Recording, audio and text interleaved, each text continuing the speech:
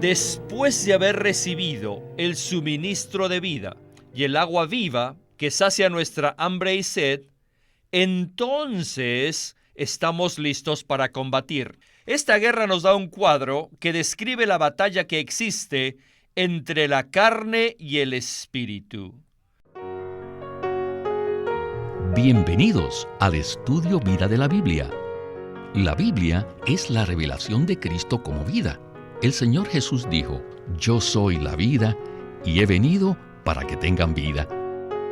Los invitamos a que visiten nuestra página de internet radiolsm.com y allí podrán escuchar gratuitamente todos los programas radiales del Estudio Vida. El libro de Éxodo constituye un cuadro completo de la salvación completa que Dios efectúa. Dios nos muestra en este libro un tipo completo de la redención que se halla en Cristo, empezando con la Pascua y continuando hasta el envío del maná celestial y el agua que fluye de la peña, la cual satisfizo a los israelitas. Estos acontecimientos pintan maravillosamente todas nuestras experiencias cristianas, pero estos cuadros no estarían completos sin el cuadro de la victoria de Cristo sobre el enemigo del pueblo de Dios. Así que en el programa de hoy escucharemos más de esta batalla. Veremos que los israelitas se ven amenazados por un feroz enemigo. El programa de hoy se titula La derrota de Amalek. Como de costumbre, tenemos un invitado en nuestro programa, y en esta ocasión es el hermano Miguel Nájera. Saludos, Miguel. Estoy contento de estar en el programa una vez más. Bueno, hermano Miguel, hemos llegado a un punto muy significativo del libro de Éxodo. Hoy veremos cómo el pueblo de Dios entra en batalla por primera vez desde que salieron de Egipto. Así que quisiera leer los versículos 8, 9 y 13 del capítulo 17 de Éxodo. Dicen así: Entonces vino Amalek y peleó contra Israel en Refidim. Y dijo Moisés a Josué: Escógenos varones y sal a pelear contra Amalek. Mañana yo estaré sobre la cumbre del collado y la vara de Dios en mi mano. Y Josué deshizo a Amalek y a su pueblo a filo de espada. Tal vez algunos de nuestros radioescuchas se pregunten por qué decimos que esta fue la primera batalla de Israel, cuando ellos ya habían luchado contra los ejércitos del faraón al salir de Egipto. Miguel, ¿nos podría usted decir por qué decimos que esta fue su primera batalla? Decimos que esta fue su primera batalla porque en ella ellos pelearon directamente por primera vez. En la batalla que se libró cuando salieron de Egipto, Moisés dijo claramente que el Señor pelearía por ellos. Así que fue Dios quien libró aquella batalla.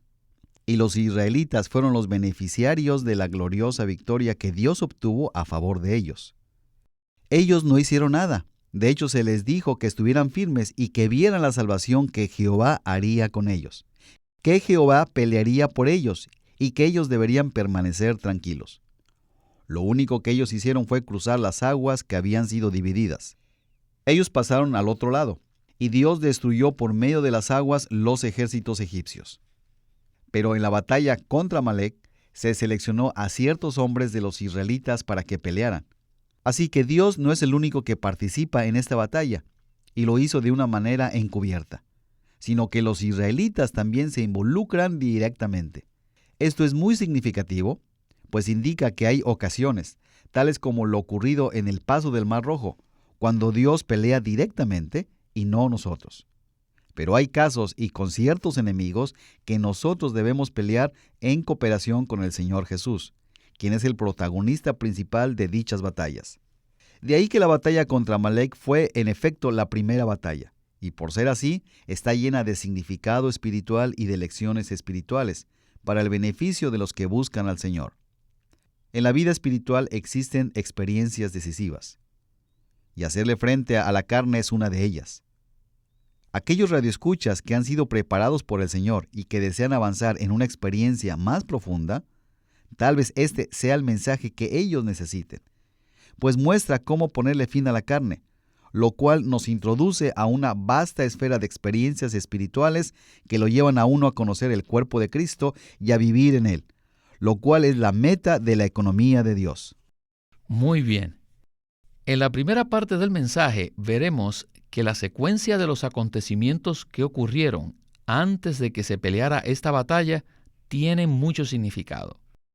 No hay duda de que hay una razón por la cual los israelitas no fueron partícipes directamente en la primera batalla que se acaba de mencionar. Así que empecemos ya con nuestro estudio vida de hoy.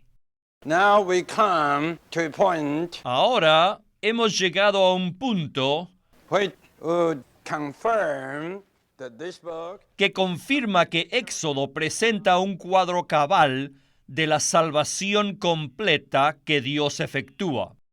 En el capítulo 16 vimos el maná que vino del cielo como el suministro de vida. Luego, en el capítulo 17, vimos el agua viva que fluye de la roca golpeada para satisfacer nuestra sed. Después de estos dos acontecimientos, se narra la guerra contra Amalek. ¿Creen ustedes que la secuencia de estos acontecimientos es solamente coincidencia? No, claro que no. Todo ocurrió según el plan de Dios. Estos eventos forman un cuadro en donde vemos que después de haber recibido el suministro de vida y el agua viva que sacia nuestra hambre y sed, entonces estamos listos para combatir.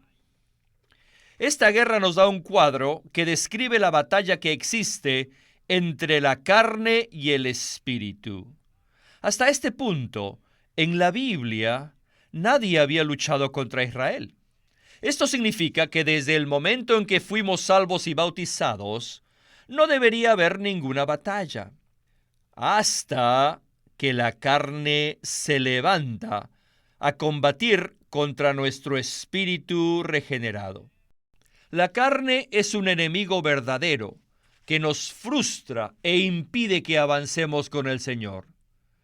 Verifiquen con sus propias experiencias. Si no tenemos un disfrute cotidiano del maná, y si no bebemos continuamente del agua viva, somos derrotados y subyugados bajo la carne. No hay duda de que si carecemos del maná y del agua viva, todos andamos según la carne. Espontáneamente, somos uno con la carne. Solamente después de ser suministrados por Cristo y con Cristo, estamos preparados para la batalla. Después que el Espíritu vivificante sacia nuestra sed y nos suple, entonces quedamos satisfechos y estamos listos para luchar. De hecho, que no solamente nosotros estamos listos, sino que la carne también está lista. Aquí no dice que los israelitas salieron a pelear contra Amalek, sino dice que Amalek vino a pelear contra ellos. Esto indica que cuando no estamos satisfechos con Cristo, y si no recibimos el suministro del Espíritu vivificante, seremos sometidos a la carne. Pero si todos los días nos levantamos y disfrutamos de Cristo como nuestro maná, y lo bebemos como el Espíritu vivificante, como el agua viva, ya no seremos subyugados por la carne. Por supuesto que las actividades de la carne siempre son instigadas por Satanás. Satanás obra a través de la carne. Existe esta instigación por parte de Satanás. La carne no puede tolerar nuestro disfrute de Cristo, ni del beber del agua viva. Es como si dijera, ahora voy a combatir contra ti. Así que la carne se levanta para combatir contra nosotros e intenta subyugarnos. Pausemos para nuestro primer comentario. Miguel, después de que Israel experimentó los milagros en los cuales el Señor suplió todas sus necesidades, ahora son llamados a pelear contra Amalek, el cual viene a ellos a pelear. ¿Nos podría usted decir qué indica la secuencia de estos eventos? O sea, ¿por qué esperó Dios a que Israel experimentara el maná y el agua que fluyó de la roca antes de traerlos a su primera batalla? Esto sucedió en conformidad con la administración gubernamental de Dios. Estos eventos no ocurrieron en esa secuencia por casualidad.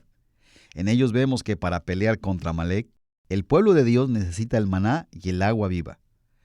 Necesitamos la comida celestial para saciar nuestra hambre y para que nos fortalezca.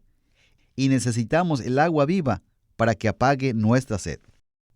Supongamos que Amalek hubiera atacado al final de Éxodo 14, o sea, antes de que los israelitas hubieran disfrutado del maná y el agua que fluyó de la peña. Esto hubiera tenido un significado totalmente diferente. Para el capítulo 14 se le había puesto fin a Faraón y sus ejércitos, lo cual equivale a darle fin al mundo y al medio que Satanás usa para dominarnos. Pero la experiencia de ponerle fin a la carne es más subjetiva. Dios sabía que su pueblo tenía que pelear contra Amalek, pero también sabía que antes de hacerlo necesitaba un suministro específico. Aplicando esto a nuestra experiencia, vemos que si no nos alimentamos del Señor en su palabra, y si no lo bebemos como espíritu, no tendremos ni la mínima fuerza para pelear contra la carne. Ni siquiera podemos resistirla y sencillamente estaremos en la carne y seremos la carne. Únicamente cuando somos fortalecidos y suministrados por Cristo en calidad de alimento, y únicamente cuando nuestra sed es apagada por Cristo como el Espíritu, tendremos la capacidad espiritual para pelear contra la carne. Para hacerle frente a la carne se necesita un suministro espiritual abundante. De todos los cristianos, solo una minoría saben cómo confrontar la carne, o son victoriosos sobre ella. Esto se debe a que no comen el maná, ni beben de la roca hendida. Así que la secuencia de los acontecimientos conlleva un tremendo significado espiritual. Muy cierto. Y usted mencionó el mundo, el pecado y la carne, lo cual veremos en la siguiente parte del mensaje. Así que regresemos a Witness Lee. Amalek came with his army Amalek vino con su ejército without any reason. The only reason was sin ninguna razón, sin propósito. La única razón fue que era envidioso. No le gustó ver a un pueblo tan brillante y victorioso. Si hubiéramos estado allí, habríamos visto qué resplandeciente era ese pueblo de Israel. Consideren esto. Ellos habían sido satisfechos por el maná celestial y estaban bebiendo de la maravillosa agua viva. El apóstol Pablo dice en 1 Corintios 10:4 que la roca de la cual salía el agua viva los seguía. Eso debería haberlos contentado. Ellos estaban felices. Tenían el maná. ¡Qué maravilloso! Luego tenían la roca de donde fluía el agua. ¡Oh! Aquí está el maná y allí está el agua. ¡Qué regocijo! Todos estaban contentos. Pero, consideren, si los israelitas no tuviesen el maná ni el agua viva, todos se habrían peleado los unos contra los otros. En esa situación, ciertamente no le habría causado celos al enemigo. Pero ahora, Amalek sintió celos al oír de un pueblo radiante, alegre, un pueblo contento que se encontraba allí. Por eso vino Amalek con su gente para destruirlos. Amalek fue el primero entre todas las naciones que combatió contra Israel. Esto indica para nosotros que la carne es el primer enemigo que tenemos. Comparado con el mundo, el pecado y Satanás, la carne está en contra de nosotros aún mucho más. Es mucho más que el mundo, que el pecado, que Satanás. Si no tuviésemos la carne, el resto de los enemigos no serían nada. Todos podemos testificar que desde el día que empezamos a andar en el camino del Señor y a buscarlo y seguirlo, lo primero, lo único que empezó a luchar contra nosotros fue la carne. La carne es el enemigo principal que nos frustra y nos impide seguir adelante con el Señor. La meta de esta lucha es frustrar a los israelitas para que no entren en la buena tierra.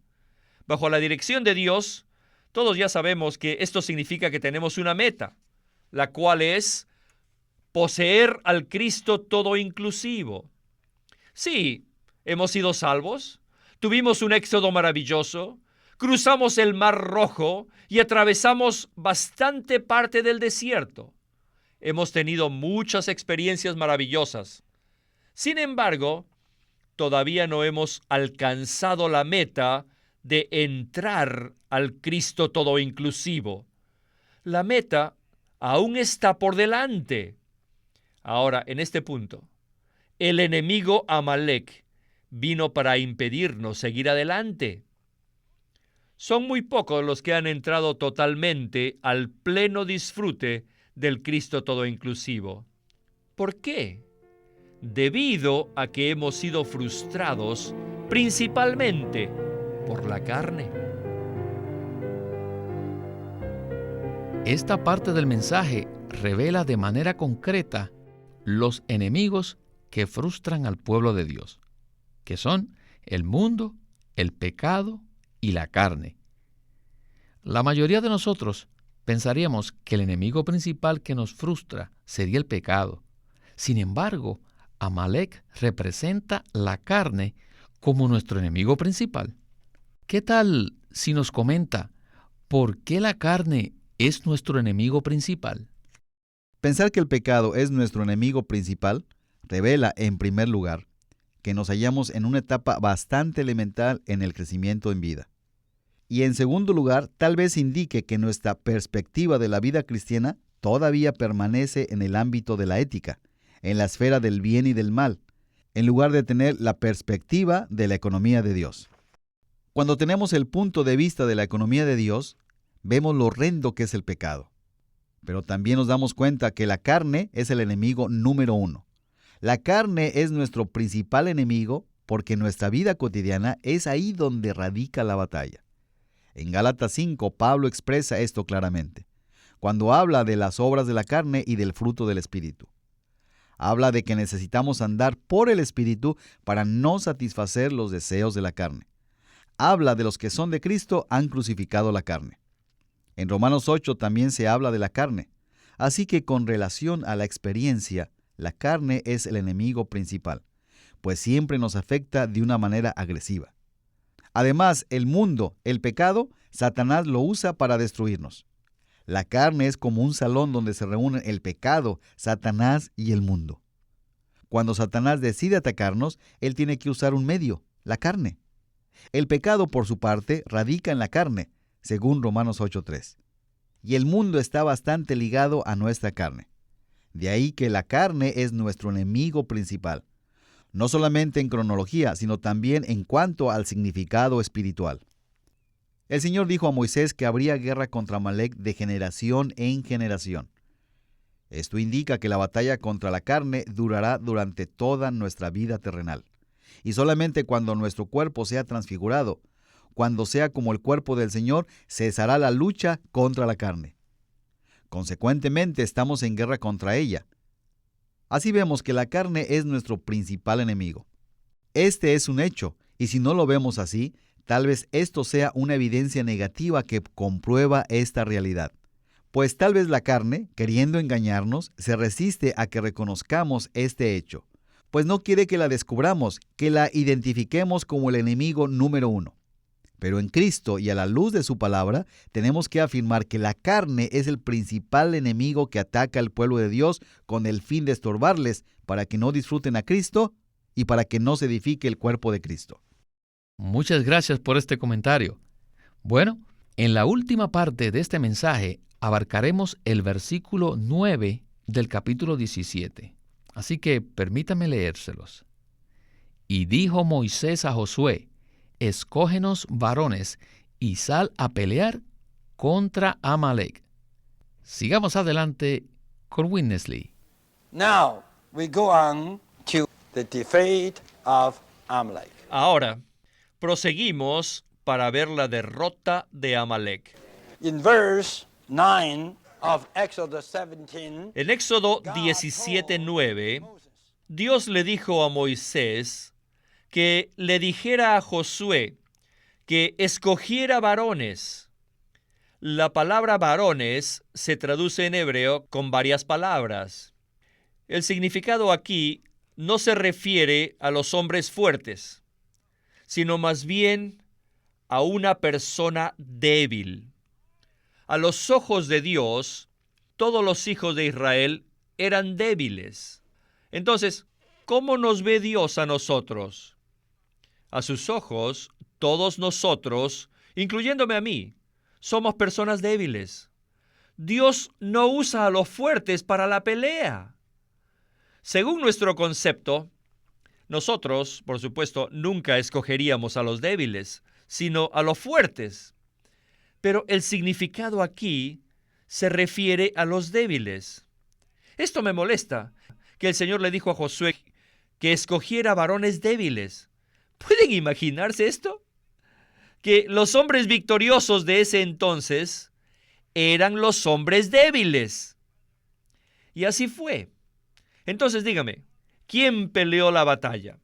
Aparentemente fueron los débiles, pero en realidad fue Dios el que peleó, porque el resultado dependió de los brazos alzados de Moisés. No dependió de hombres fuertes ni de hombres débiles. El asunto de la victoria o de la derrota no dependía de luchar de los hombres débiles. Aunque ellos tenían que combatir, la victoria no dependía de ellos. Sí, todos tenemos que pelear, pero no crean que ustedes serán victoriosos debido a que pelean. No es así. Todos debemos luchar, pero no lo podemos hacer en nosotros mismos. Necesitamos conocer a Cristo como el Moisés que intercede, y debemos conocer a Cristo como el Josué que combate y mata.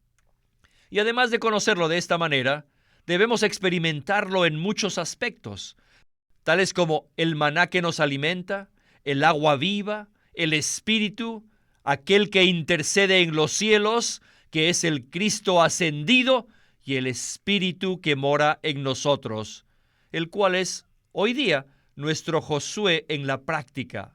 Él está peleando dentro de nosotros contra nuestra carne y la mata. Lo único que podemos hacer es cooperar con Él. Cuando Él pelea, nosotros combatimos. De hecho, nuestra lucha es así. No cuenta para nada. Sin embargo, Cristo todavía desea que combatamos junto con Él. Esta es la manera de derrotar a Amalek, que representa nuestra carne.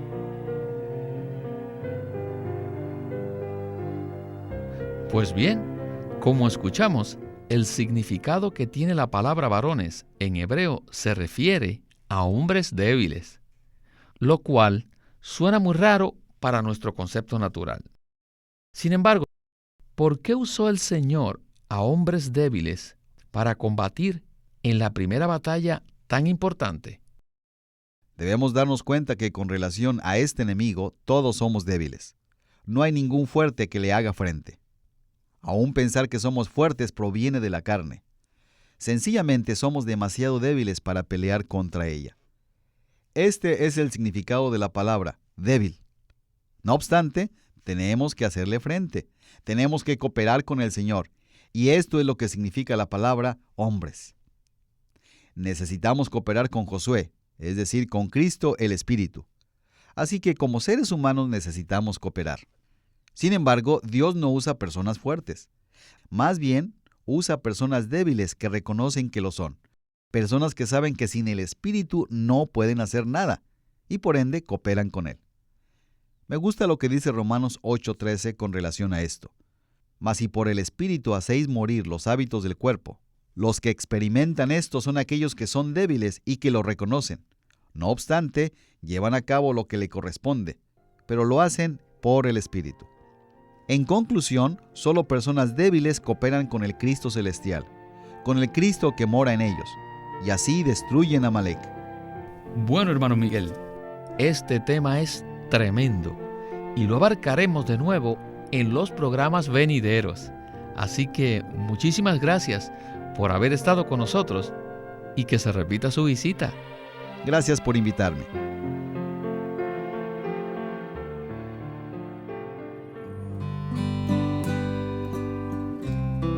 Queremos presentarles el libro titulado El Ministerio de la Palabra de Dios.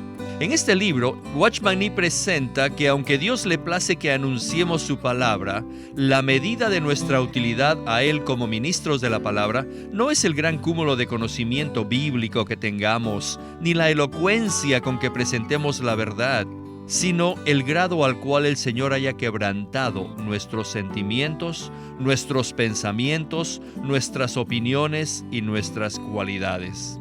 Él presenta que para ser ministros de la palabra, primero debemos permitir que el Señor moldee y pula nuestro interior mediante la operación y la disciplina del Espíritu Santo.